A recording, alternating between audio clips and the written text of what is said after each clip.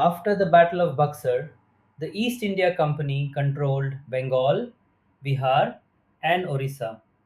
They had money, they had power, but they wanted more. The rest of India was still ruled by powerful kingdoms: Mysore, the Marathas, Hyderabad, Awadh. So, how did the company take over almost the entire subcontinent in just 100 years?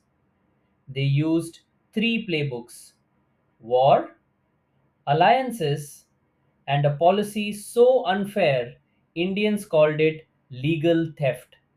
Let's see how. The British used three main methods to expand their empire in India.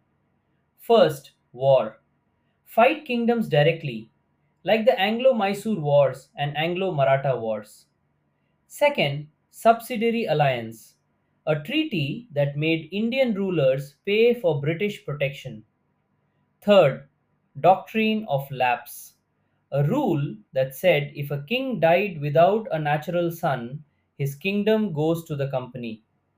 Let's break each one down.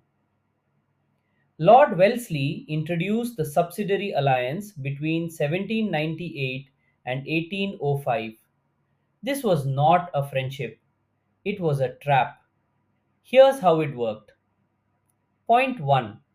An Indian ruler would accept British protection. Point 2. He would keep a British army in his state. Point 3.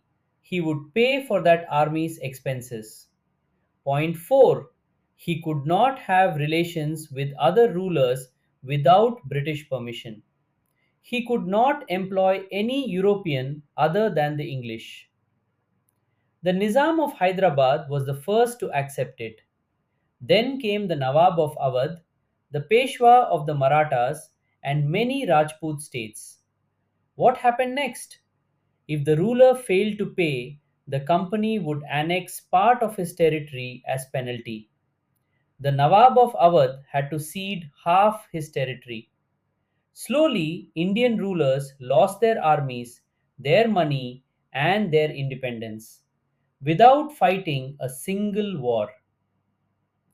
Lord Dalhousie introduced the doctrine of lapse. In India, kings had a tradition.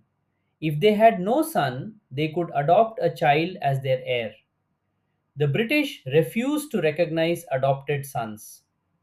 The rule was simple: if a ruler died without a natural heir, his kingdom would lapse. That means it would be taken over by the East India Company. Using this, Dalhousie annexed many states. Satara was annexed in 1848, Jhansi in 1854, Nagpur in 1854, also Sambalpur and Udaipur. The annexation of Jhansi made Rani Lakshmibai a fierce enemy of the British. This policy created huge anger. Many Indians saw this as the company stealing kingdoms. But not everyone surrendered. Mysore was the strongest resistance in South India. The company fought four wars with Mysore. These are called the Anglo Mysore Wars. The first two wars were under Hyder Ali. He was a brilliant commander. He even allied with the French. The Second Anglo Mysore War ended with the Treaty of Mangalore in 1784. Hyder Ali's son, Tipu Sultan, continued the fight. Tipu Sultan was called the Tiger of Mysore. He modernized his army. He used iron cased rockets against the British. The Third Anglo Mysore War ended in 1792.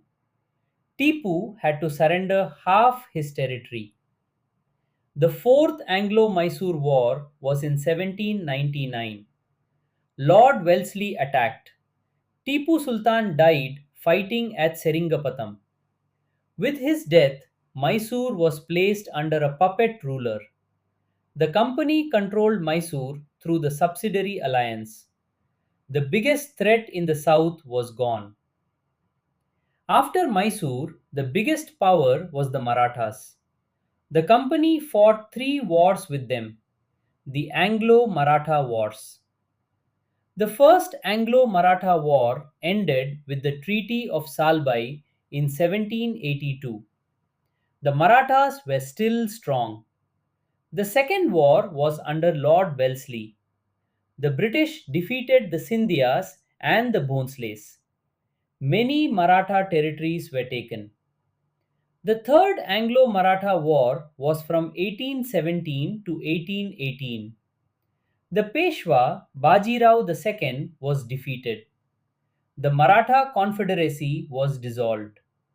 The Peshwa was sent to Bithur with a pension.